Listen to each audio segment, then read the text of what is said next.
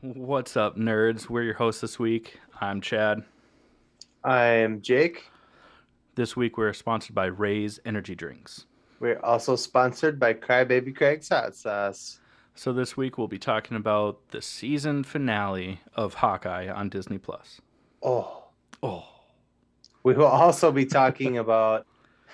We will also be continuing our deep dive into the Harry Potter movies with Prisoner of Azkaban. such a good movie. So let's just get into it. This is the All Things Nerd podcast.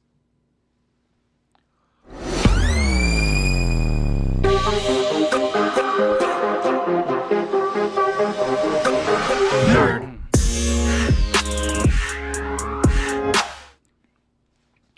Welcome back, nerds, to the All Things Nerd podcast, your weekly dive into all things nerd. So, Jake, you looking pretty dapper.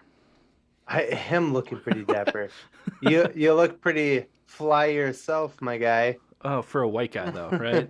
Pretty fly for a white guy. You Yeah. asked for a 13, but they drew a 31. Whatever. Nobody, nobody under the age of like 30 will ever get that. But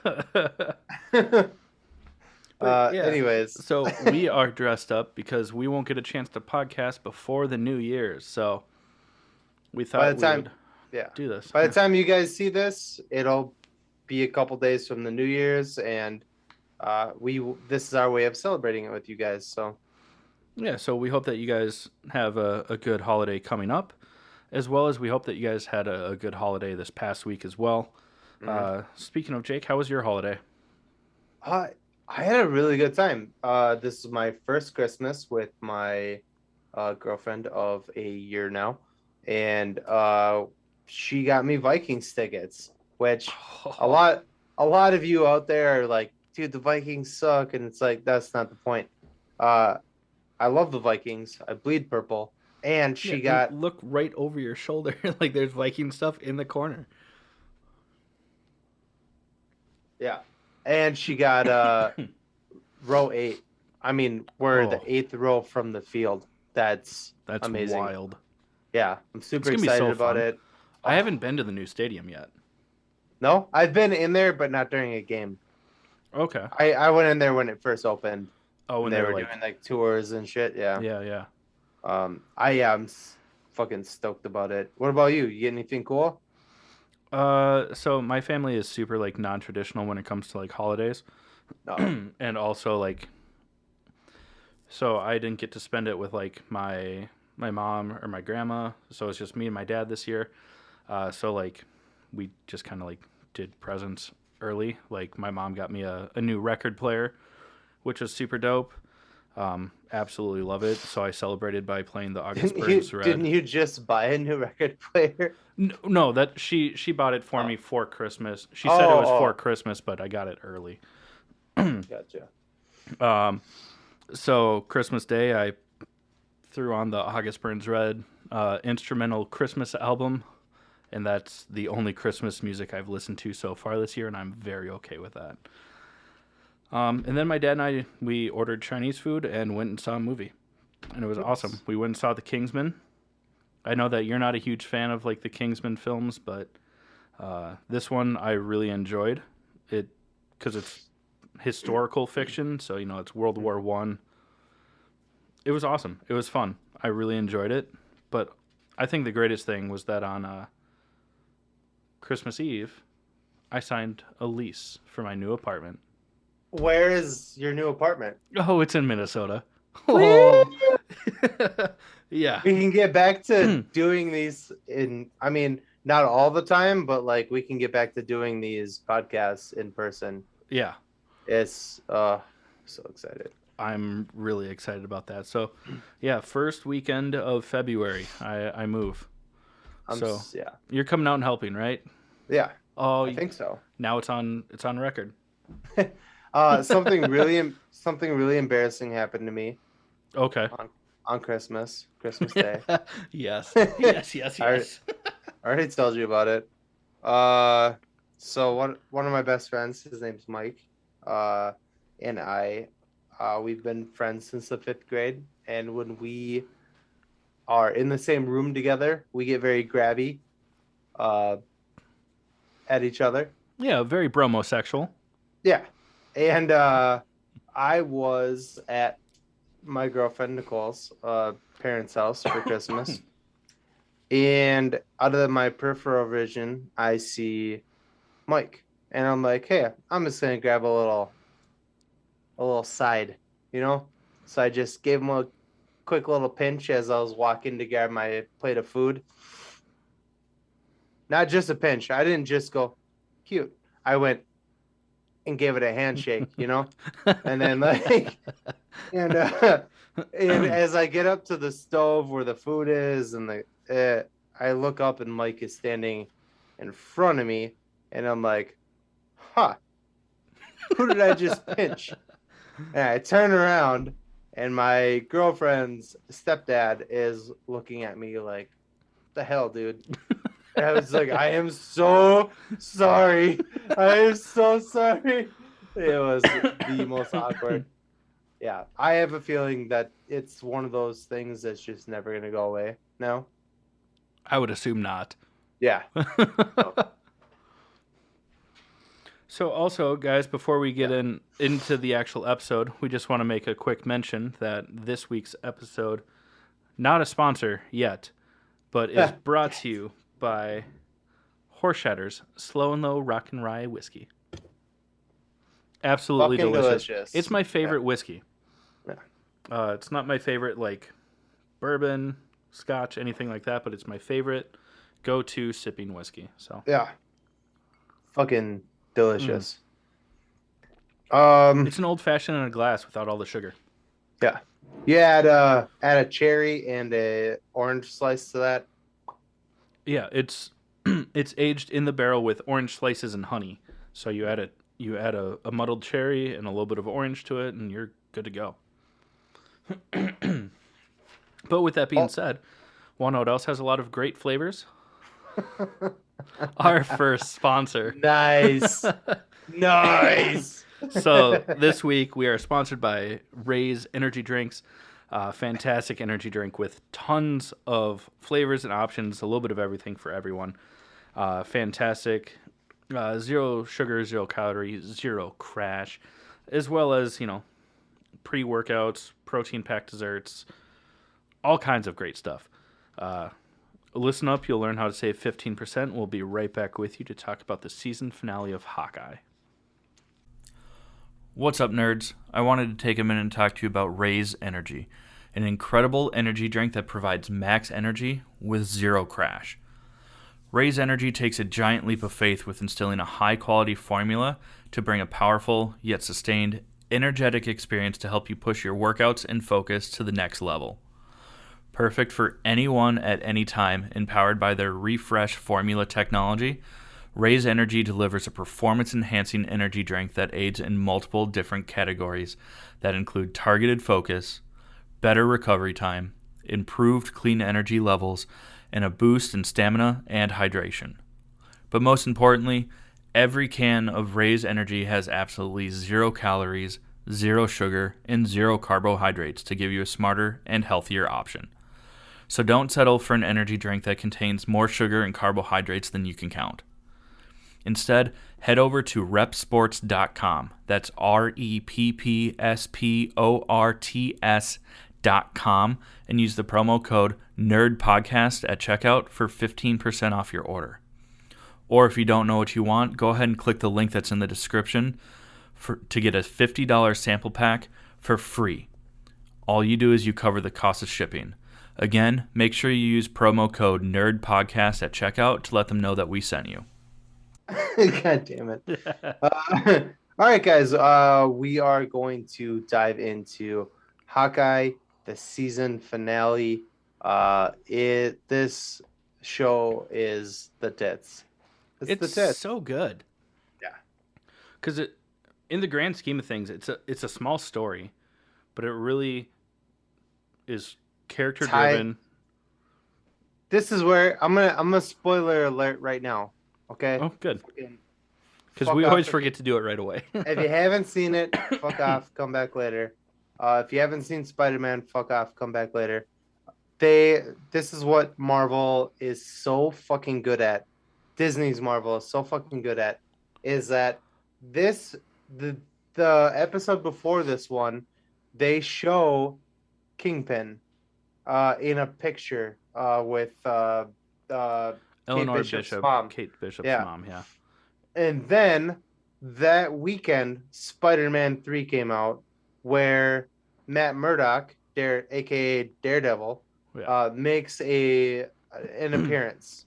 Then the weekend after that, this episode comes out and Kingpin has a huge role in this episode. And fucking they planned that so fucking perfectly. Because it's and also it's Vincent D'Onofrio, who was Wilson Fisk Kingpin in the Netflix Daredevil show. Yeah. With Charlie Cox, who was Matt Murdock and Daredevil, and it was Charlie Cox that was in No Way Home as Peter Parker's lawyer. Yeah. As we mentioned last week. Yeah.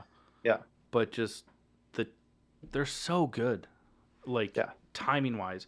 Granted, I've seen a lot of things online where this like episode or like this series takes place after No Way Home, like the following year. Whatever. It ties it together and it's amazing. Yeah. Oh, yeah, it was absolutely. Sorry, my Siri went off and I was like, shut the fuck up. He smacked her right in the face. Oh, so hard. But just the fact that they tie in. I mean, still like wintertime, which is absolutely, awesome. Because we've only seen like ideal weather situations for majority of, except for like 2 sad scenes in the MCU. Yeah. One of them was when Thor in the first one goes to like pick up his hammer and can't, and it's raining. And the other one was with Jeremy Renner as Ronan in Japan during Endgame. It's like raining. Other than that, it's like clear skies all the time. Fuck off, camera. I saw that. I'm not gonna touch the table. You can't touch the table. I was wondering if you saw camera's that. You can't touch this. I just went Spider-Verse for a second. It was like but like Jake said, Kingpin does have a huge role in this episode. We actually get to see Vincent D'Onofrio like deliver lines as Kingpin, and the same Kingpin from the Daredevil Netflix series. Yeah, I didn't even touch the table, and it did it again. It might cut out here in a second, but I saw online that the reason that like Kingpin is just kind of like becoming a thing, and same with like why in No Way Home everyone was shocked when like Matt Murdock like went to catch the brick, so was because that Daredevil became a thing in the MCU during the blip. No Way Home takes place just like months after the blip, like 6-8 months. So like a lot of people don't know who Daredevil is because they were gone, and he kind of like rose to fill those shoes because Spider-Man was gone for 5 years. Same with Wilson Fisk rose to power as kind of like the corporate / crime boss because during the blip so many people were gone. Amazing. It's just a fun little fan theory that I saw online, and it makes a lot of sense. I love it. We get to see that I don't want to spend a ton of time on the but anyways. Jack, who basically Kate Bishop has been, I almost said pegging as a bad guy. She was, but that's just an inopportune phrase for a female character pegging a male. She had him pegged as the bad guy. That for the entire series, it turns out that he was set up. He's just kind of he's a rich dude that like is skilled. He's a dork, but he is. But he's also a skilled swordsman, so he ends up helping Kate Bishop. It was cool. it's cool because they call him in the show Jack Duquesne, Mm. but in the comics, his name is Jacques Duquesne, and he is known as the swordsman. He's kind of like towed the line of sometimes helps, sometimes a villain sort of guy. And they set it up perfectly to where he can continue to actually be that character, which is cool. But obviously in the comics, he's a skilled swordsman. Otherwise, why would he go by the name swordsman? It's actually really funny because I took French in like ninth grade, and my name in French is Jacques. Yeah, Jacques Jacques. for Jake. Yeah. In case people didn't put that together. Yeah. Anyways, Whoa, I got weird for a second. yeah, just a lot of like eye contact. But so, like it was mentioned a few episodes ago, there's like the Bishop security, Kate's mom's corporate Christmas party, and Kate and Clint decide that that's where they're gonna go to the Christmas party, basically to confront Kate's mom, who they learn has been working for Kingpin basically since the Battle of New York. And when Kate's dad died. yeah, because he owed a lot of money, and just since then, Kingpin has grown from just like mob boss to like the dark looming shadow behind everything. Yeah. So they're gonna go and confront Eleanor Bishop and basically take her in, basically to figure out what's going on. I'm saying basically a lot. I'm so basically sorry, basically. He's basically sorry. But during that time, the Christmas party gets attacked, but they have some added security from the LARPers, which turns out it's funny, it's hilarious, but they actually are helpful. But it works, yeah. It works, but it's just hilarious. Yeah. They basically show up as they're all like wait staff. Mm-hmm. But then at some point they change into their LARPing uniform. Yeah, they're like, no one's listening to us. What are we gonna do? Oh man, we should totally reach out to Joel about that because I bet he would love that. I'm sure he would. I bet he's also just very happy with how much LARP actually ended up being included in this series. I know I am. I already have like 2 character costumes like set aside as to like how I'm gonna build so I can like join the LARP community. Oh yeah. So get on. Well, I don't know about. I haven't put anything together for LARPing yet, but I do know that I wanna the next Comic-Con we go to, I'm gonna go as Batman Beyond. I already showed you the costume that I'm yeah. Or at least I got a stencil on and I gotta figure out the helmet, but yeah. I'm gonna go as Red Guardian because the next Comic-Con I'm sure I will not be as thin as I'm trying to get down to. Anyways, during this Christmas party during the lockdown, when like the attack happens, the red tracksuits are basically trying to kill Clint and Kate still. Mm-hmm. But Yelena is there to kill Clint. This is like this is probably like my favorite scene of the whole episode is, Yelena and Kate Bishop have a fight scene where they're like, basically Yelena is trying to kill Clint.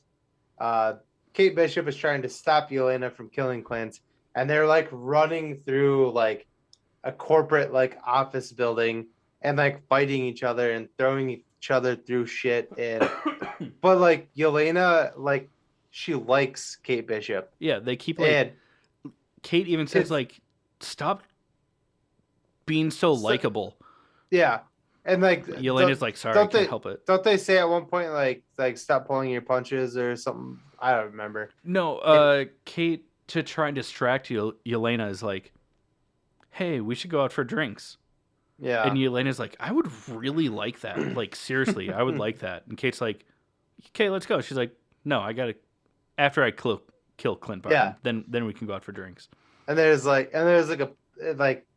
part where Kate like just fucking Sparta kicks Yelena through like a doorway, and she was like, ow, Kate Bishop, that really hurt. That was very good.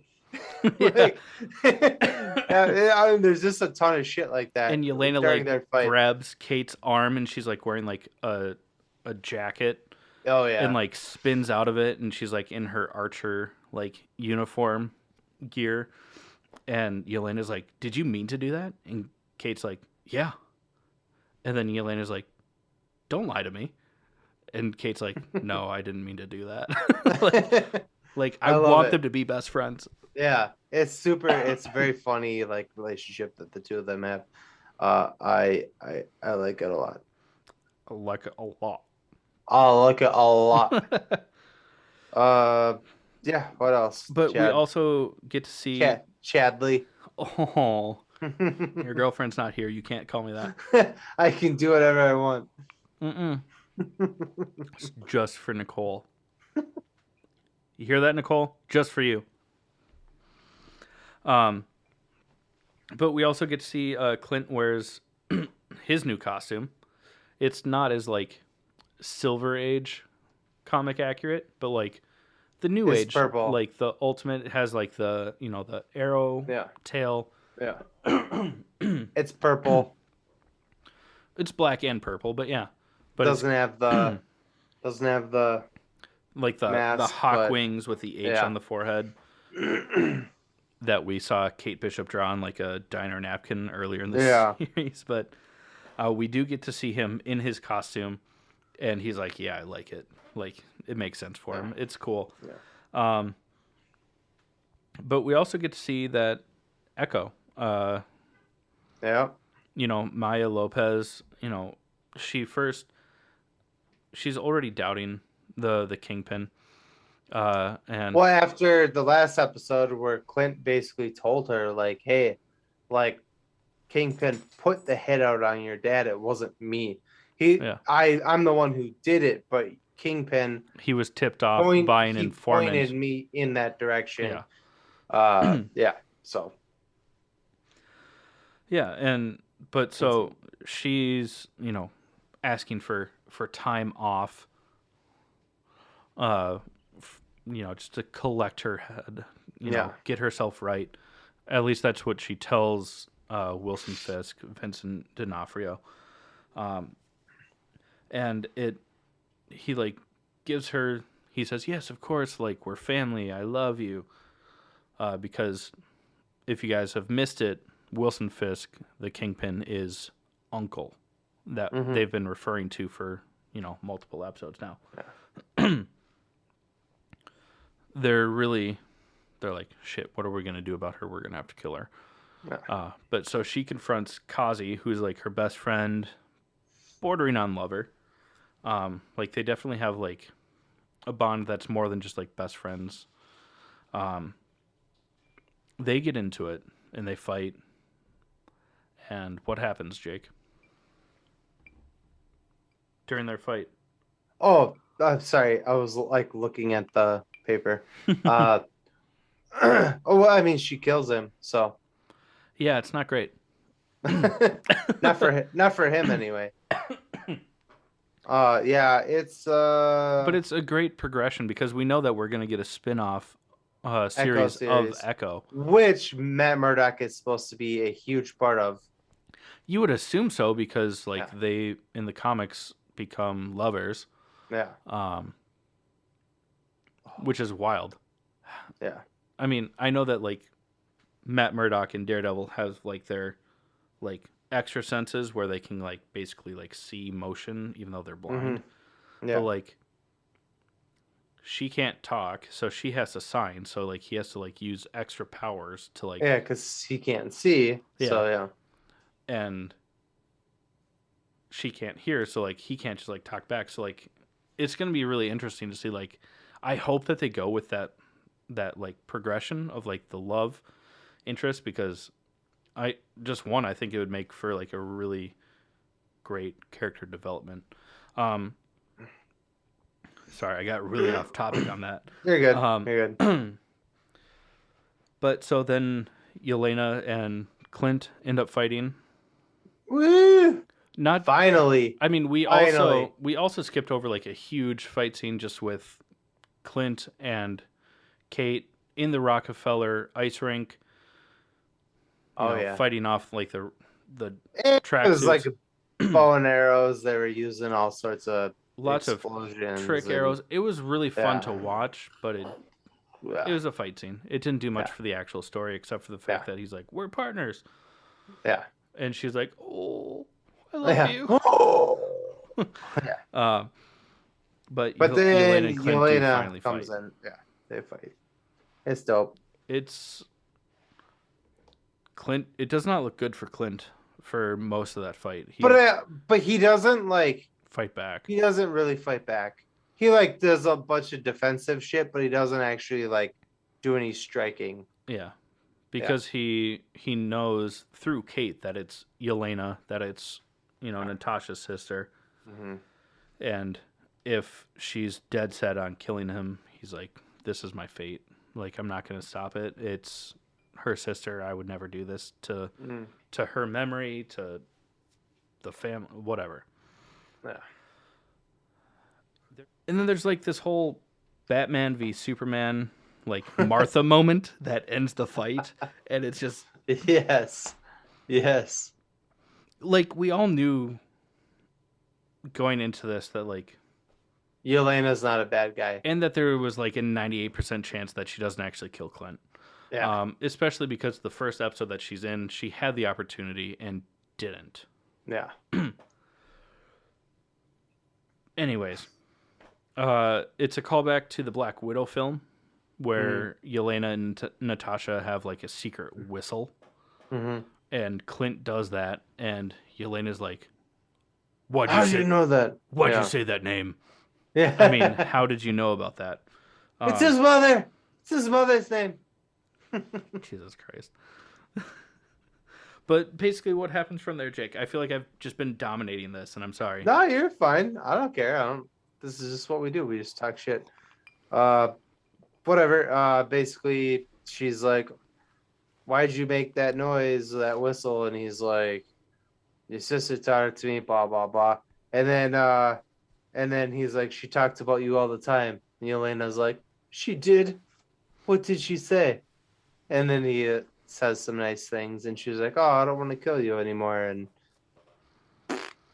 Well, I mean, they do have like a heart to heart, and he's like, throughout the fight, he's like, "I didn't kill her. Like she sacrificed herself. It was to save the world. Like yeah, I would never do this."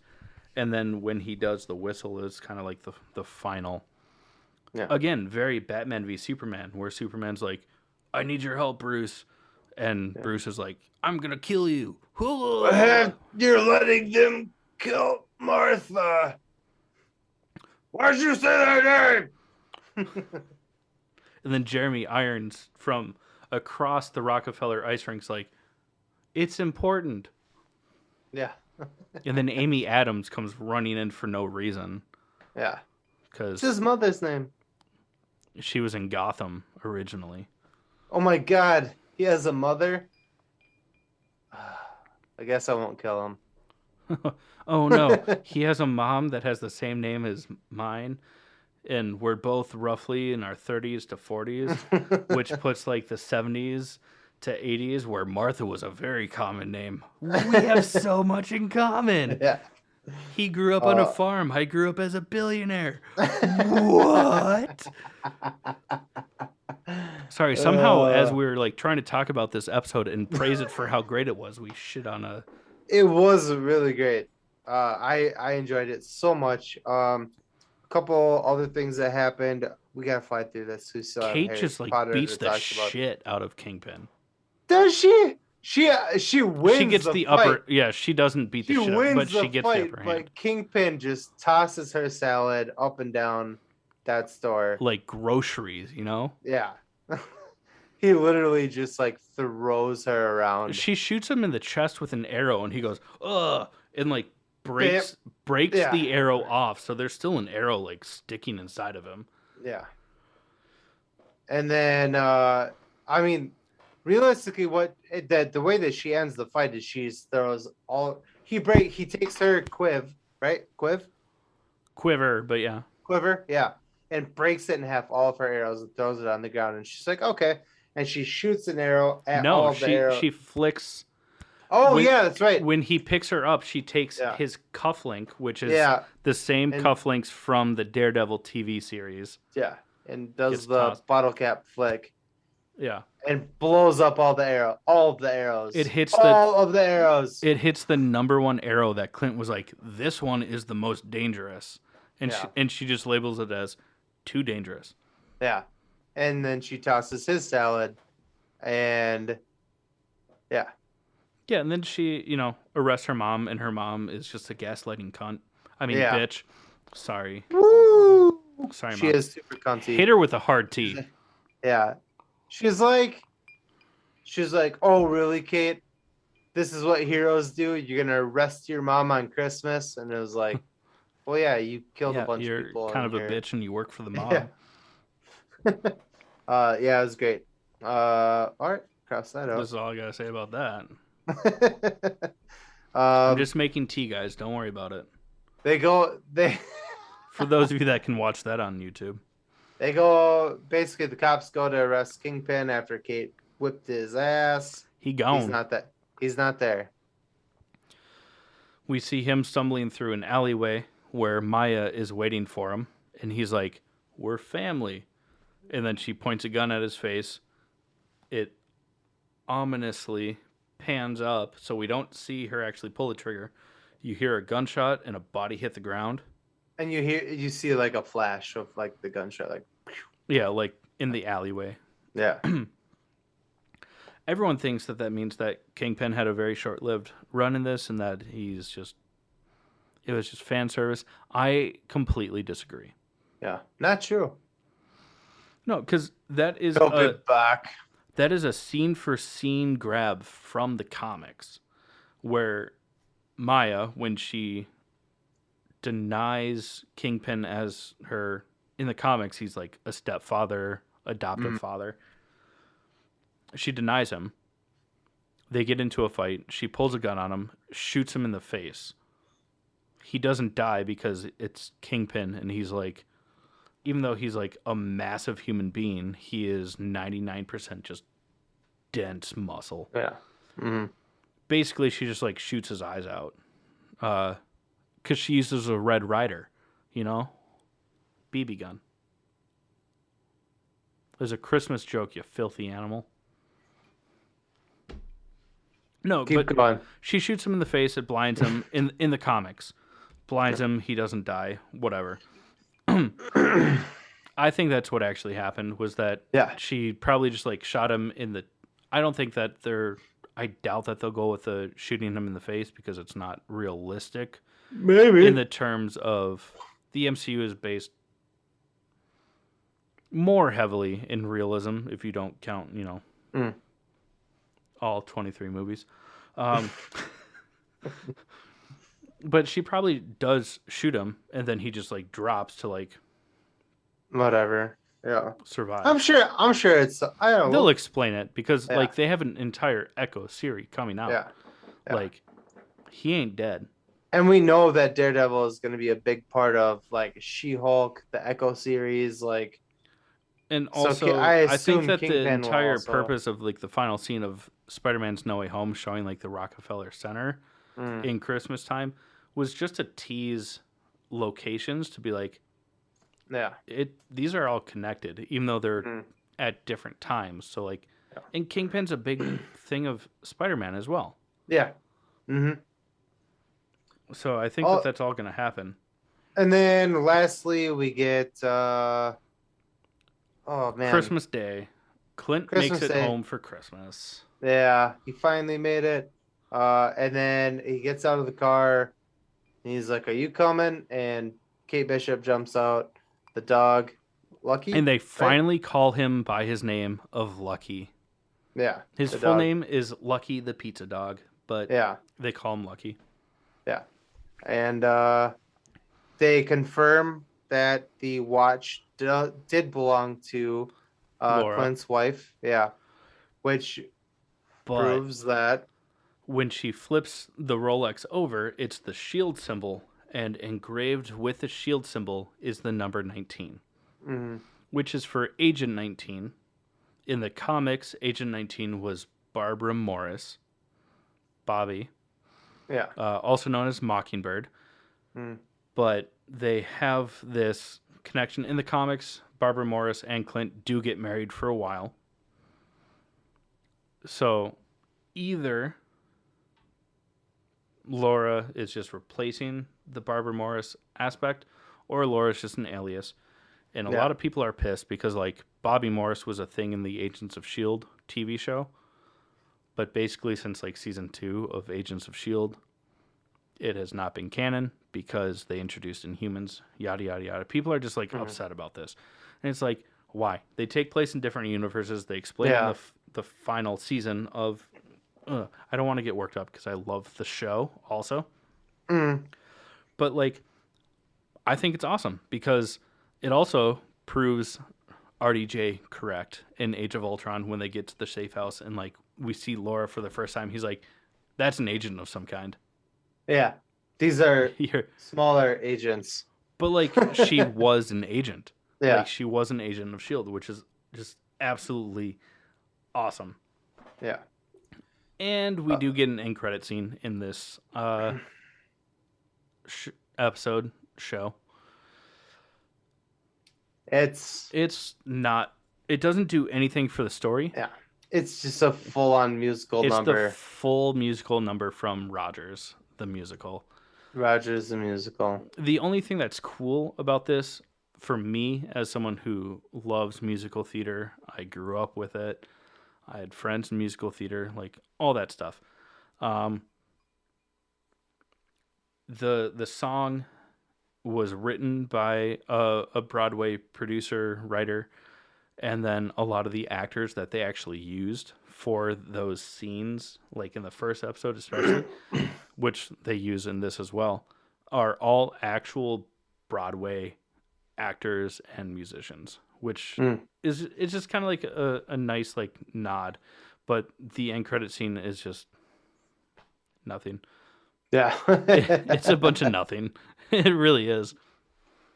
And that being said, let's get into sponsor number 2. Sponsor number 2 is Crybaby Craig's Hot Sauce. Pickled habanero and garlic hot sauce. It goes in practically anything. Listen up, and we will tell you a little more about it. Hey, you nerds. Do you love spice? Supporting small businesses? What about enhancing the flavor of your favorite foods? If you said yes to any of those, our good friends over at Crybaby Craig's have the perfect solution for you. Crybaby Craig's is a pickled habanero and garlic hot sauce that goes perfectly with your favorite foods, adding the perfect amount of spice and enhancing the flavor of everything it touches. Started in Minneapolis by Craig back in 2012, Crybaby Craig's has become a Minneapolis and Minnesota staple in the sauce world. So head over to crybabycraigs.com and order yours today. All right, so to wrap up this week's episode, we're going to continue our throwback dive into the Harry Potter films. This week we're going to dive into movie number 3, which correlates with book number 3 of Harry Potter and the Prisoner of Azkaban. Assband, yes. This is debatably for me, this one and Half-Blood Prince are probably my 2 favorite books. Yeah, it's definitely up there for me. Also because like this movie has a very like tonality shift compared to the first 2. Yeah, the first 2 are very kiddie. This one takes a much darker turn. And much more true to the books in terms of like the mood that it sets. Because even though the first couple of books are very much to like get you in and hook you on it, like they are a lot darker in the books compared to the movies. Yeah. And this is when it finally starts to actually like reflect that. Yeah. Love this movie. I do too. For some reason I wrote down "fuck this, I'm out," and I can't remember. Oh, because Harry runs away. Oh, okay, that's right. Fuck this Yeah. shit, I'm out. Harry runs away from his aunt and her husband, and Dudley, um, after. After he blows up his aunt. Yeah. Oh, Not and we not get like introduced, to Dobby in this movie. no, that was last movie. Huh? Yeah. Chamber of Secrets is Dobby. Oh, that is right. You're right. My Yeah. bad. We talked Yeah, about Dobby. he drops the cake on her, not blows her up. My bad. My bad. My Yep. bad. Yeah. But yeah, basically this other aunt is Uncle Vernon, so not blood family. It's His uh, aunt is. It's his his aunt is his mom's mom's sister. and Yeah. Vernon is his aunt's husband. So Yeah. still his uncle, but Yeah. not by blood. Yeah. But He's a twat. his sister comes to visit, and she's just the worst. The worst. Basically talks about how like because she doesn't know about the magic side. They hide that from her. So she just thinks that Harry's like a fuck up and that his parents were fuck ups. Yeah. And She runs her mouth. She just talks a lot of shit. And Harry's like, that's it. And then just like stares at her moodily. And then she like inflates and flies away. Floats away. It's hilarious. Yeah. It is great because Vernon tries to like stop her and is like holding on to her. And like she keeps like floating away and Vernon like starts to lift off the ground and she's like, don't let go. And he's like, sorry. And he's like, fuck that shit, I'm out. And then Harry basically is like, I'm fucking out of here. He grabs his suitcase and he's like, peace. As I wrote it down here, fuck this, I'm out. Yeah. That's, yeah. Yeah. But as he's running away, he feels really uneasy. Like, someone's following him. Looks into the woods and you just see like a dog like snarling and looking at him. And throughout the movie, that dog is kind of like portrayed as a bad omen that they call the Grim, basically meaning that like death and destruction is coming Harry's way. Yeah. We'll get further into that as it goes through, but throughout like this entire movie, that's an underlying theme of like death and despair towards Harry. But the dog was serious, wasn't it? It turns out that the dog is Sirius Black, who is an escaped convict, basically. He was in wizard jail. He is the prisoner of Azkaban. Yes, he is the prisoner of Azkaban. And he has a really weird grunge rock band called the Ass Band. He's also Gary Oldman, which is awesome. Yes. Gary Oldman is just... Love Gary Oldman. Yeah. Just phenomenal. But we get introduced to, in one scene, basically when everyone's on the train going back to Hogwarts, we get introduced to two characters at once. Or two major players. The first one is Remus Lupin, who ends up in this film is the Defense Against the Dark Arts teacher. Yeah, there's a different one every book. They don't explain why in the movies, ever. No. So this is not really a spoiler for people that... Well, everyone... the main people that we're trying to avoid spoilers for have... It's been 20 years. It's been 20 years. Get your shit together. In all of these movies, there's a new Defense Against the Dark Arts teacher every year. They don't explain why in the movies. It's because Lord Voldemort cursed that role because Dumbledore denied his application and would not hire him as the Defense Against the Dark Arts teacher. Because he knew that Tom Riddle, as we learned in the second one, who is Lord Voldemort, he wanted just to like teach dark magic to kids and build an army to make him the greatest wizard of all time. He So they never explain in the movies. So like this is not a spoiler for the movies. But we do get to see Professor Lupin in this, which is great. But we also get introduced to the Dementors. Mm-hmm. They're basically like the Soul-sucking guards. guardians of the prison Azkaban. Yeah. Yeah.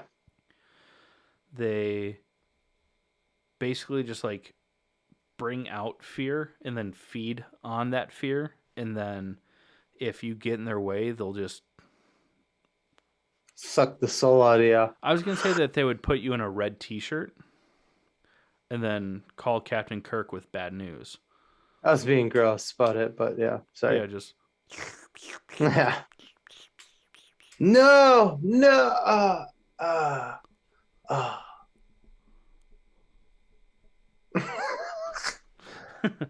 sorry. Oh, I'm sorry. Just gotta Sorry, make Mom. I gotta make some tea really fast. Sorry, Mom. Oh, look, now they're dripping. That was a little bit too much. I'm just kidding.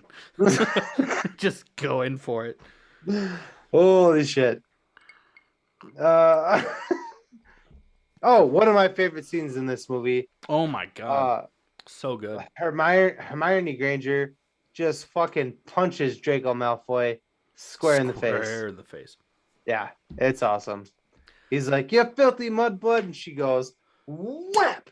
Well, first she like points her wand at him. Yeah. And he like cowers. He's like, no, please. And then and Ron's like, don't do it. He's not worth it.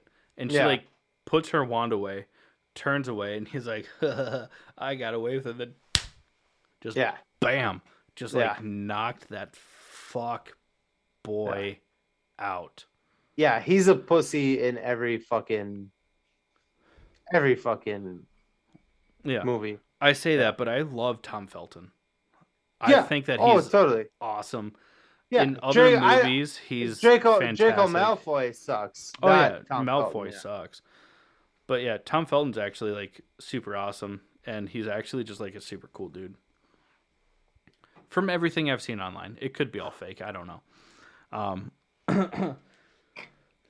But the fun fact about that is that when filming that, she actually, like, Emma Watson actually punches Tom Felton in the face. Good. For that scene. Because, like, they did it where, like, she put, like, the wand up to his neck and he, like, cowers and they, like, turn away and then, like, he, like, is like, and they're like, that's not good enough. And I think it was Tom Felton's idea, from what if I'm remembering correctly, from what I've heard online and through interviews. But he's like, what if she just like turns around and just like decks him? And that's exactly what she does. And like to get it right for filming, like she actually just like punches him in the face. Good. And it's like fantastic. I absolutely love it. We get introduced to Sirius Black finally, who is, it turns out he's not a bad guy. He's Harry's godfather. Yeah. Best friends of Harry's dad, well, and mom, but more so his dad. Like they're best friends growing up. And he just kind of was like almost like wrong place, wrong time. Yeah. When it comes time to when Harry's parents died. Mm-hmm. And we'll kind of get into that. Yeah. In a minute. But also part of this and how like Harry kind of like uncovers that truth and also like navigates through the castles. And now that they're like 30 years, they get to take like weekend trips to like the nearest village, which is it's called Hogsmeade. Yeah, Hogsmeade. Yep. But they need like parental or guardian signature, like permission slips. And because Harry also like blew up his aunt at the beginning of the movie, his uncle was like, I'm not signing that. Fuck you. Yeah. So he can't go. So Fred and George, Ron's older brothers, who are twins, they give him what's called the Marauders map. and we get to see that it is uh, Mooney, Padfoot, Prongs, and Pettigrew. yeah, but what do they call Pettigrew? What do you mean? Peter Pettigrew. Yeah, but what's his nickname? It's I uh, don't remember. they basically use all their nicknames. Mm-hmm. Are the Marauders, and it's an enchanted map on parchment where it shows everyone in the castle, but it shows like hidden passageways out of the castle, things like this. And that's how like Harry's able to like navigate. He uses it a lot with like his invisibility cloak, like also moving on in the films. We'll get to that later. But you mentioned Pettigrew. Who is who? Peter Pettigrew. It's Ron's uh pet Scabbers. Scabbers. But Scabbers. who was Peter Pettigrew before the tragedy? Oh, he's Lord Voldemort's bitch. But before that, spoiler alert, if you guys didn't catch that earlier, but Peter Pettigrew is also like part of like this core group of friends that was like Sirius Black, you know, James Potter, Harry's father, and then Mooney is Professor Lupin. Yeah. And his nickname of being Mooney is because why? You go. I have no idea. Because he's a werewolf. The moon. Oh yeah, duh. Yeah. God, way to Oh fuck yeah, that off. I even wrote it on the paper. Jesus. You fucking brothel sprout. Well, that's why they fucking in the movie he's the defensive art or whatever teacher, and he's using what is it called? It's called a boggart. The boggart, which brings out like your worst fear. And for Harry, a Dementor comes out, and he steps in front of Harry, and he sees a full moon, which is because he's a werewolf. He's afraid of the full moon. Yeah, because it's when he loses sense of who he is, loses control over himself. And we learn that the reason that Lupin jumps in front of the boggart for Harry is because he thought it was going to show Lord Voldemort. Mm-hmm. But instead it shows a Dementor who feeds on fear. And we get a very Winston Churchill moment of, it seems to be that the only thing you fear is fear itself. We also wrote these down in a very different order. Yeah, clearly we did. I'm like, the mentors are down here for me, and Chad talks about it up here. Whoops. But because Lupin is a werewolf, and despite that fact, Lupin, I mean, he's one of my favorite characters. Easily one of my favorite characters, and it's been 20 years.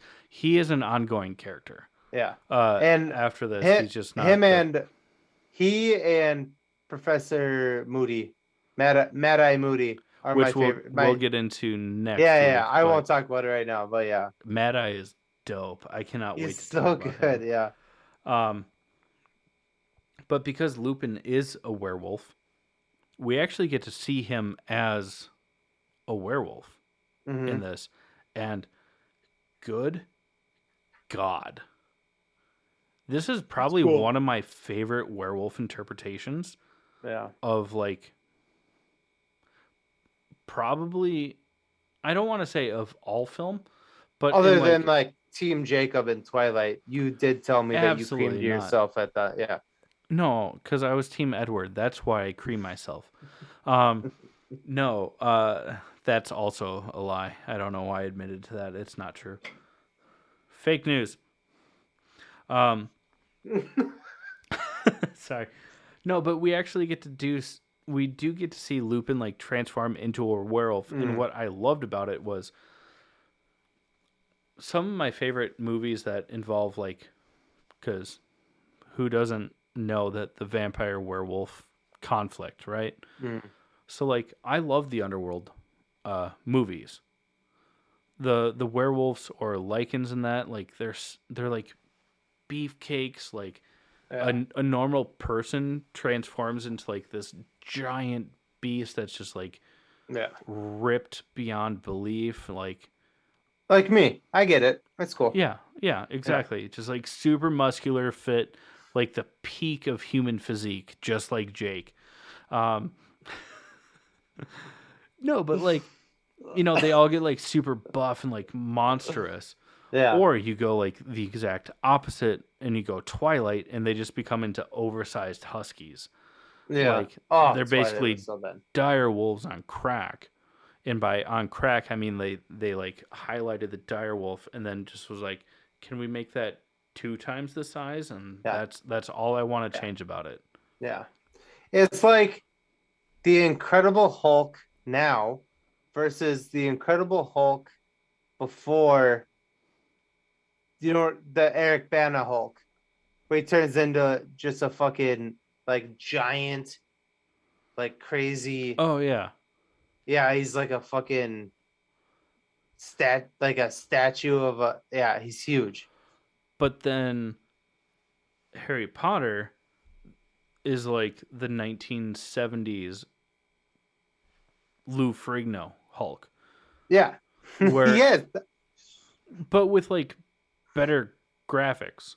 yeah, it was fantastic. He looked awesome. He It was was lanky but lanky, muscular, gangly, like scraggly hair. Yeah, I loved definitely it. like has elements of a wolf but can like stand on Mm-hmm. 2 feet like a Mm-hmm. human but Mm-hmm. runs better on four. Like this was easily one of the best like depictions of a werewolf Yeah, that makes sense and it was yeah, awesome.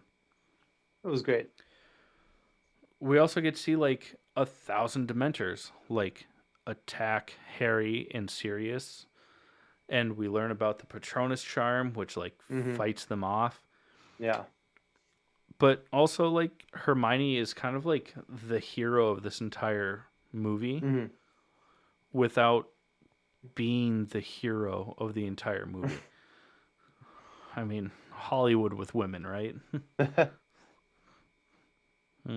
Too real? Okay, hashtag me too. Um, sorry, I should not have made that joke. Should probably edit that Yeah, out. I'm gonna cut that out. Yeah, the Me Too movement was huge. Yeah, Yeah, and it's super important. yeah, And with that being said, I mean, like Hermione really is like the big hero of yeah. this movie, Mm-hmm. but they really downplay it. But like Mm-hmm. she really is, and it's because throughout the movie we see her like popping up randomly in scenes that she wasn't Mm-hmm. there originally in, and it's because she has this thing called a time turner. And what does that do, Jake? Allows her to be in multiple places at once, basically, so she can take more courses and learn more and be more of a know-it-all than she's ever been. Yeah. But basically, the way that it works is that she like goes to throughout the throughout the movie and the book, she goes to like one class, Yeah. uses the time turner to go back in time, and go to another class at the exact same time. And then Ron will be like, "What are you doing here? When did you get here? Was she here a minute ago? She wasn't here a And minute they ago." even make a comment Yeah. when she's like, "Oh, in this class I learned this." And he's like, "Wait, That's at the that's same the same time as time as this this class class. that we have together." Yeah. And she's like, "How can I be in 2 places at once?" Yeah. And Don't be ridiculous. Yeah. but it turns out that she's literally using like Yeah. time travel to Mm-hmm. do it. Yeah. And that's what they end up using to like rescue Sirius Mm-hmm. at the end of everything, because it turns out that Peter Pettigrew was the one that actually like betrayed Harry's parents to Voldemort to have them murdered. Yeah. Also, we mentioned the whole Marauders map. Mm-hmm. I just have to talk about this because we got it from Fred and George, Ron's older brothers, right? Peter Pettigrew is a human disguised as a rat. We see Ron's rat. Ron's rat. We see in the movie Harry. This is how Harry learns that Peter Pettigrew is still alive, because he's believed to have been dead since his parents died. Mm-hmm. He's looking at the Marauders map, sees Peter Pettigrew running around the the castle, Hogwarts, and is like, "What?" Turns out that Peter Pettigrew can transform into a rat. Since Harry saw Peter Pettigrew's name while he was still in rat form, it leads you to believe that that means that Fred and George, Ron's older brothers, who know that Ron's rat, Scabbers, who is Peter Pettigrew, Scabbers. when they looked at the map, you'd assume Knightley for the past few years, because they're a few years older, see Ron sleeping in Hogwarts with, you would assume, Scabbers, but it says Peter Pettigrew. You see Ron sleeping with a man named Peter Pettigrew for years at this point in time, and they say nothing. They're like, our brother, sleeping with a dude. And they're all, like, whatever. all jokes aside, though, it does explain why Hermione's cat fucking hates that thing. Yes, because Hermione's cat is not just a cat. It's a magical beast that looks like a cat. Yeah. That And can for sense. like two movies? 2 or 3 movies? In the books, she gets it second year, but they don't really introduce Crookshanks until the third movie. But that cat wants to kill that rat. Ooh. Because the cat can sense that it's not a rat, but an evil wizard. Yeah. And Ron is always like, keep your filthy cat away from Scabbers. He's like, what's wrong with that thing? But it's actually, the cat is actually good. It's funny. In the books, they never mention it again. Yeah. After this movie. But in the books moving forward, after this whole Peter Pettigrew thing happens and Peter Pettigrew is like revealed to be a human, and spoiler alert, he gets away. Oh, who would have thought? Because like that would not further the plot at all. Crookshanks, Hermione's cat, then immediately, like moving forward, just loves Ron. Mm-hmm. Yeah. Absolutely loves him. Just like wants to be around him at all times. Last thing that I think that at least that I want to say is that on January 1st is the 20 fucking year. I can't believe it's been that long, but 20-year anniversary of Harry Potter. It's going to be on HBO Max. It's going to be a reunion special. I'm so excited to watch this. Yeah, January 1st. Tune in. We'll probably talk about it on our next episode. Yeah, But we might not go into details, but we'll talk about it because it's. I mean, for us, like we grew up on these movies. Yeah, like I remember. I grew up on these books. Yeah, same. When these books came out, I was in 9th grade when these books came out. I was reading these in English class. Yeah. Until fucking snobby ass bitches like parents were like, they're teaching witchcraft in our schools, and then like 20 years later they voted for Trump. Whatever. Oh, weird. Oh. But we were reading these books in English class when they first came out, and then parents got into the mix and got them thrown out of schools, unfortunately. But which we've mentioned before. But yeah. I mean, they came out before you were in 9th grade because you're only 4 years older than me. No, I just said we started reading them in 9th grade. Yeah. Because I remember in 3rd grade reading the first book. But yeah, I mean, my English teacher dressed his name. What was it? Mr. Meyer, dressed up as Harry Potter for Halloween. That's like, so cool. Yeah. Yeah. The 20. My 4th grade teacher dressed up as Mrs. McGonagall. The old lady. I thought you were talking about the girl with the big glasses. Oh, Trelawney? No. Yeah. Not that one. But anyways, 20-year anniversary. Holy balls. Here we are. At January 1st, and it is what it is. I'm super excited about it. It changed our generation. It really did. Yeah. Until, that J.K. Rowling said a bunch of like super sexist Yeah, or not and sexist, transphobic. Yeah, I was to say she's homophobic or transphobic shit, but which is um, we'll get into we'll probably get into this like when we go over the final film and like have final thoughts. yeah, but Fuck, she diverged so hard from like the original yeah. story. By the time you guys see this episode, it'll be the Wednesday before New Year's Eve. So that's why we're dressed like this. You know, very dapper. Gotta have my dapper Dan. Yeah, your pomade. we fucking love you guys. This is I mean, we gotta be coming up on close to a year now, right? This is episode 47, and guys, we're not necessarily changing anything, but we are going to call this our season finale. To end season one, we're kind of going to go just like year by year, and as we grow, we will be changing. I know that there's some to keep it more exciting than just like film breakdowns and stuff like that and interviews. I know that there's a lot of like segments that we want to introduce. It's not going to happen next week, but in season two, starting next week, we're going to, make some adjustments to dive into different aspects of the nerd world and everything like that. So, first off, thank you for being here for season one. This has been incredible. We've learned so much and we've grown so much, and we still have no idea what we're doing. It's fantastic. We absolutely love it. We wouldn't have it any other way. We just drink and talk shit. What do you mean? Yeah. We just drink and talk shit. We're just going to have different topics to talk shit about as we move forward. So it's, Yeah.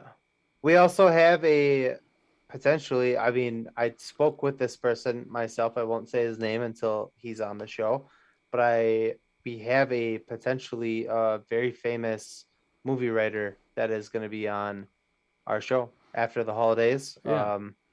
And we can't wait to fucking do that. Oh my God. And introduce you guys to, I mean, that's a huge one. Obviously, it's very secretive right now.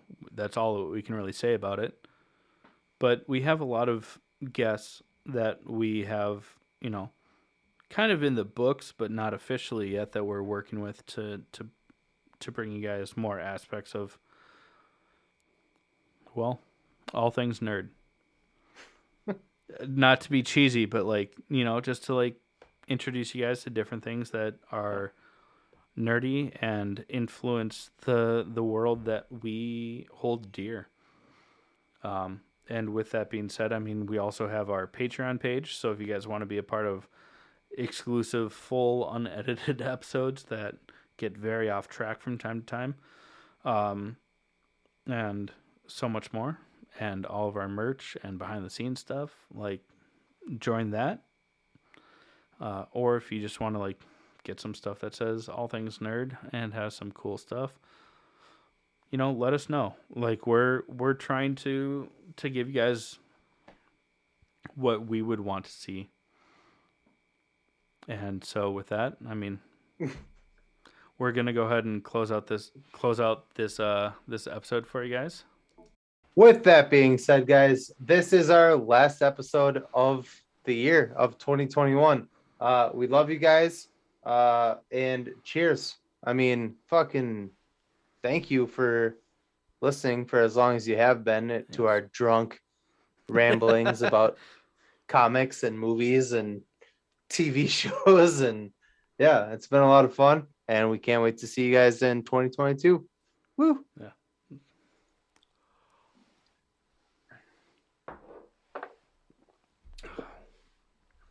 Oh yeah, shit, my bad. This has been the All Things Nerd podcast. Well, just cheers your cocktail glass for that. Yeah. This has been the All Things Nerd podcast. Cool.